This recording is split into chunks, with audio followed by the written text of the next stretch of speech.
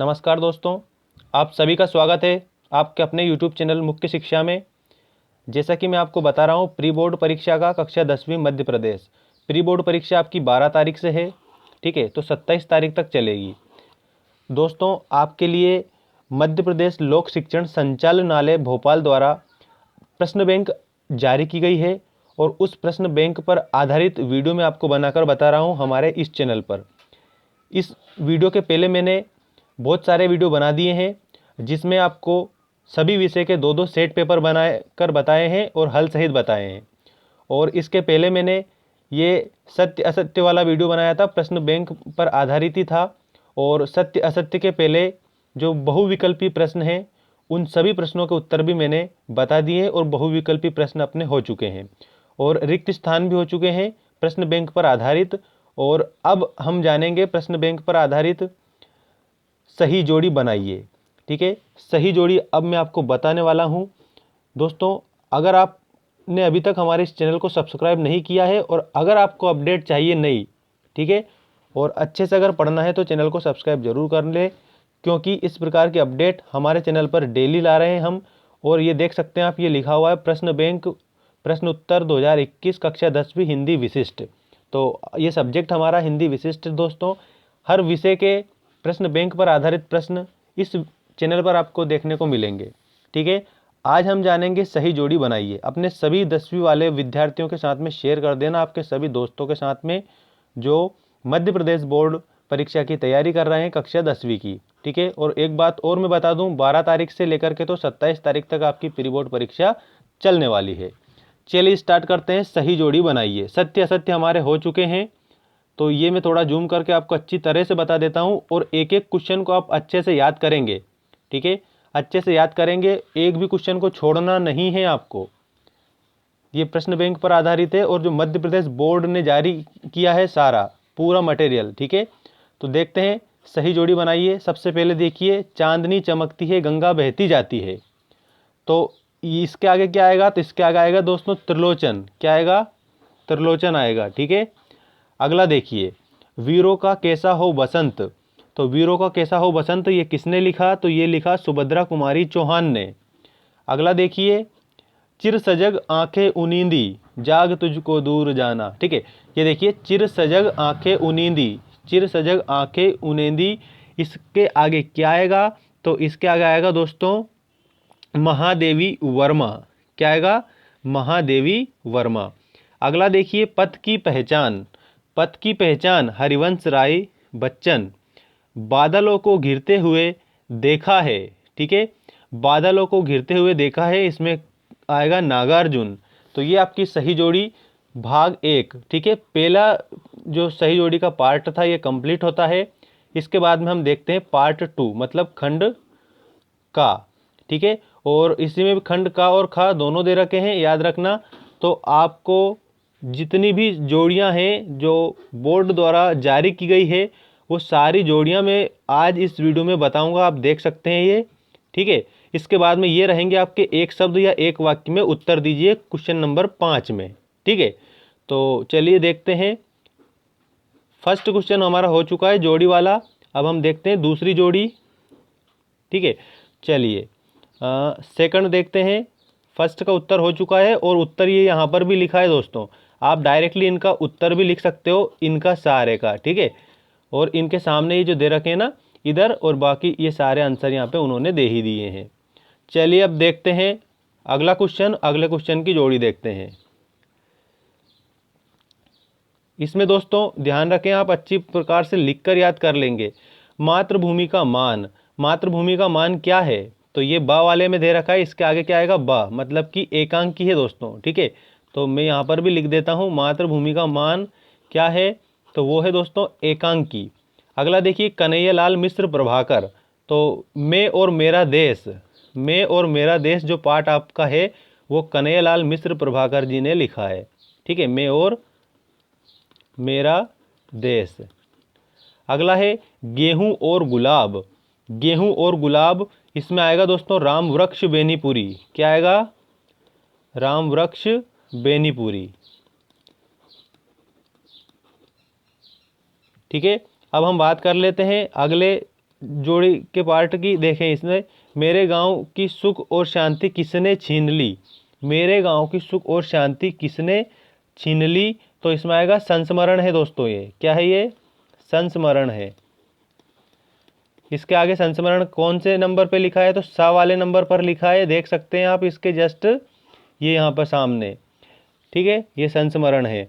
अगला देखिए, श्री कृष्ण के गुरुजी, जो श्री कृष्ण जी थे उनके गुरुजी कौन थे, तो याद रखें श्री कृष्ण के गुरुजी थे सांदीपनी जी, ठीक है।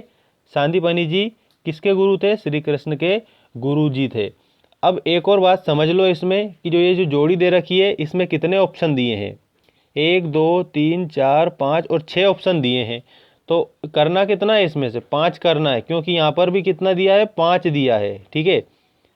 देखिए ये 1 2 3 4 और ये 5, इधर तो 5 दी है और इस पार्ट में 6 ऑप्शन दिए हैं, ठीक है।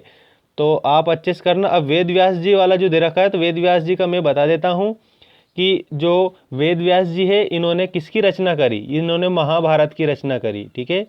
महाभारत जो ग्रंथ है इसकी रचना करने वाले कौन थे, महर्षि वेद व्यास जी थे। अब हम देखते हैं अगली जोड़ी, क्वेश्चन नंबर 3 देखें। और सारी जोड़ियां जो मैं दे रहा हूं इसमें पूरी आप अपनी जो कॉपी है ना दोस्तों, उस कॉपी में अच्छी तरह से लिख लेना। चलिए, प्रसिद्ध आंचलिक उपन्यासकार कौन है, तो वो है फणीश्वर नाथ रेणु। अगला देखिए महादेवी वर्मा, तो इसमें सामने देखिए रेखा चित्र आएगा। नाटक में दोस्तों अनेक अंक होते हैं, ठीक है, नाटक में अनेक अंक होते हैं। गोदान उपन्यास के रचयिता, तो जो मुंशी प्रेमचंद जी है उन्होंने गोदान उपन्यास की रचना करी। गबन गोदान कर्मभूमि ये किसकी है, तो ये उपन्यास है, मतलब जो गोदान और इसके बाद में और जो ये रचनाएं जो मैंने अभी बताई है ये सभी किसकी है, मुंशी प्रेमचंद जी की है। अगला देखिए दीपदान, डॉक्टर राम कुमार वर्मा। दीपदान किस में आएगा, डॉक्टर राम कुमार वर्मा। तो ये आपकी जोड़ी है और तीसरी जोड़ी तो कंप्लीट होती है। अब हम चौथी जोड़ी देखते हैं, लेकिन एक बात समझना आप इसमें, ये जो सारी जोड़ी दे रखी है ना, इसके आंसर ये यहाँ पर दे रखे हैं, ठीक है। फणीश्वर नाथ रेणु, रेखा चित्र, अनेक अंक होते हैं, प्रेमचंद, डॉक्टर राम कुमार वर्मा, तो इस आधार पर ही ये दी गई है। तो आप बिल्कुल भी कंफ्यूज नहीं होंगे और सारे के सारे उत्तर अच्छे से लिखेंगे और ये सारी जोड़ियां हैं आपकी। अगला देखिए क्वेश्चन नंबर 4, इसकी जोड़ियां देखिए दोस्तों आप। चलिए थोड़ा सा इसको मैं जूम कर देता हूं, अब देख सकते हैं, मैं उम्मीद करता हूं कि आपको दिखाई दे रहा होगा। इसमें नर्मदा इसमें आएगा दोस्तों अमरकंटक, क्या आएगा, अमरकंटक आएगा। सुश्रुत संहिता, जो सुश्रुत संहिता है दोस्तों ये क्या है, ये शल्य चिकित्सा है, ठीक है। मतलब शल्य चिकित्सा को अंग्रेजी में कहते हैं दोस्तों ऑपरेशन सिस्टम, या फिर अपन कह सकते हैं हिंदी में कि ऑपरेशन प्रणाली, शल्य चिकित्सा। अगला देखिए भगिनी निवेदिता, तो भगिनी निवेदिता, तो इसमें दोस्तों आप लिखेंगे मार्गरेट एलिजाबेथ नोबुल। छल का धृतराष्ट्र आलिंगन करे तो बढ़ाना चाहिए, क्या बढ़ाना चाहिए, पुतला बढ़ाना चाहिए। बेटियां पावन दुआएं हैं, ठीक है। अजहर हाशमी, बेटियां पावन दुआएं हैं, अजहर हाशमी। अब इसको थोड़ा और अच्छे से मैं जूम करके यहाँ से आपको बता देता हूँ, ठीक है।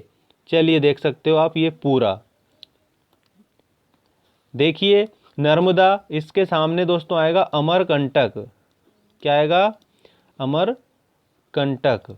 अमरकंटक क्यों आएगा, क्योंकि नर्मदा नदी अमरकंटक से निकलती है और मध्य प्रदेश राज्य से निकलती है। सुश्रुत संहिता, तो ये है दोस्तों, इसमें दा वाला आएगा शल्य चिकित्सा, क्या आएगा, शल्य चिकित्सा, ये वाला शल्य चिकित्सा। अगला देखिए भगिनी निवेदिता, तो मार्गरेट एलिजाबेथ नोबल, इसमें कौन सा आएगा, या वाला आएगा, ठीक है।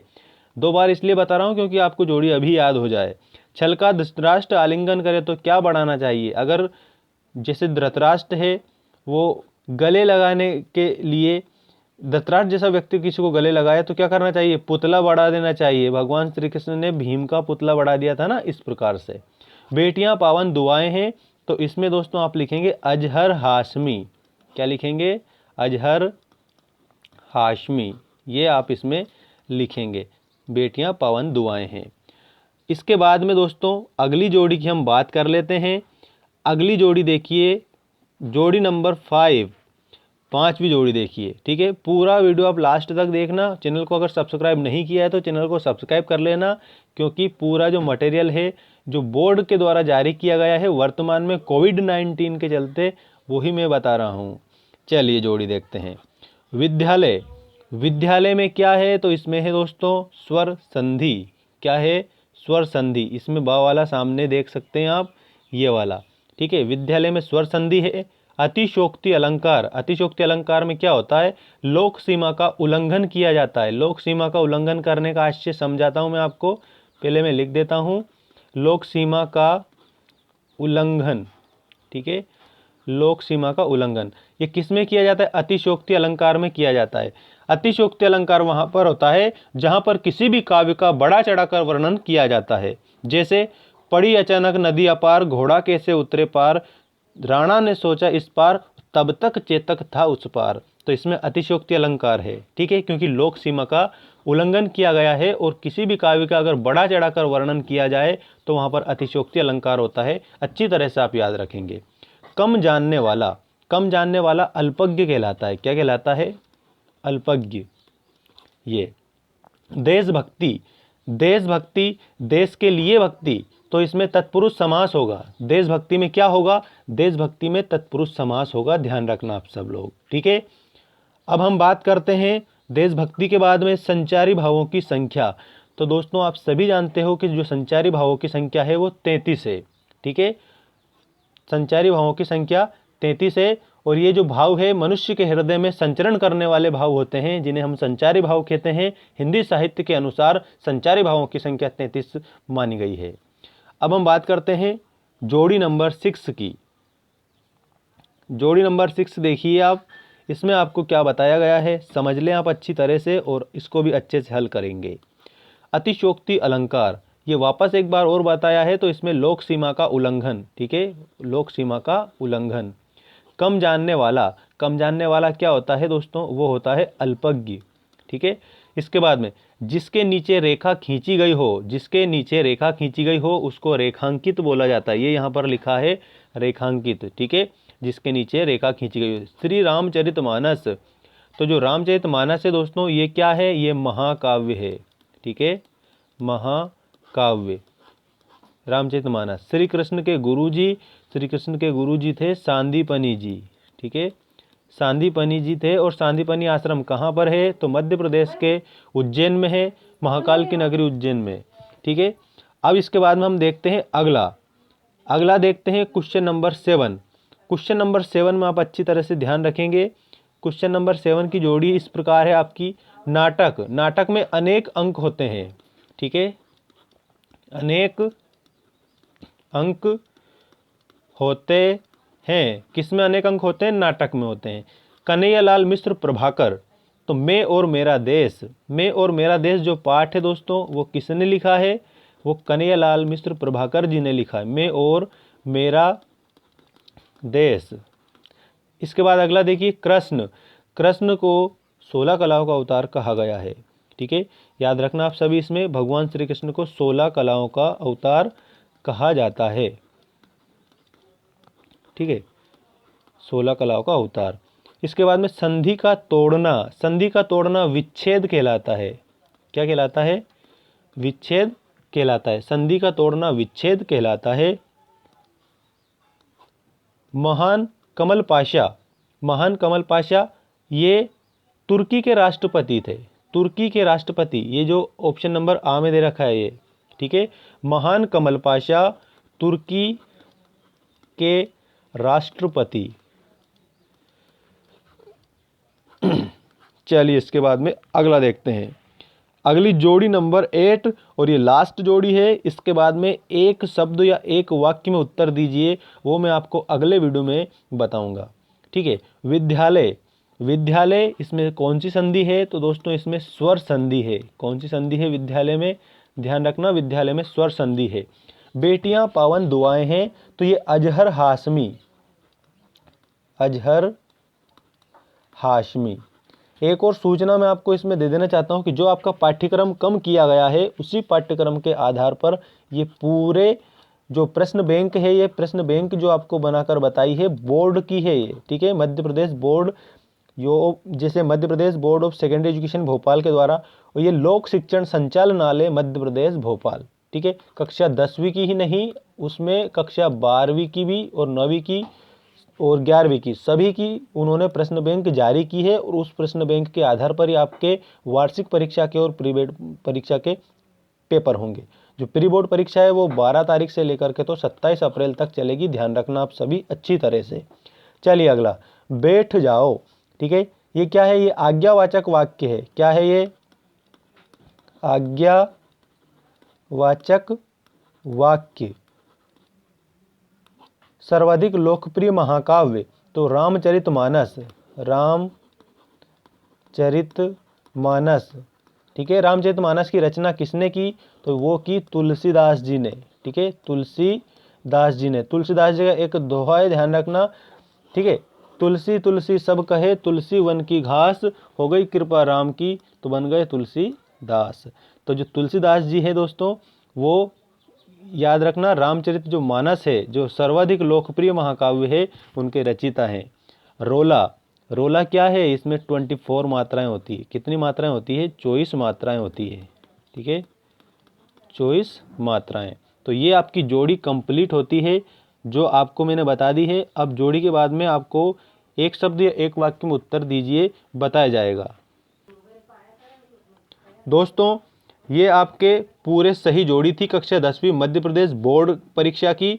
और ये ध्यान रखना, बोर्ड परीक्षा की तैयारी अच्छे से करना। प्री बोर्ड परीक्षा के लिए आप सभी को बहुत बहुत शुभकामनाएं। अगले वीडियो में आपको एक शब्द एक वाक्य में उत्तर दीजिए, उसके सारे बताऊंगा, जो मध्य Pradesh board of secondary education लोक संचालनालय भोपाल द्वारा जारी की गई प्रश्न बैंक पर आधारित होंगे, ठीक है। विश्वास के साथ पढ़िए। धन्यवाद।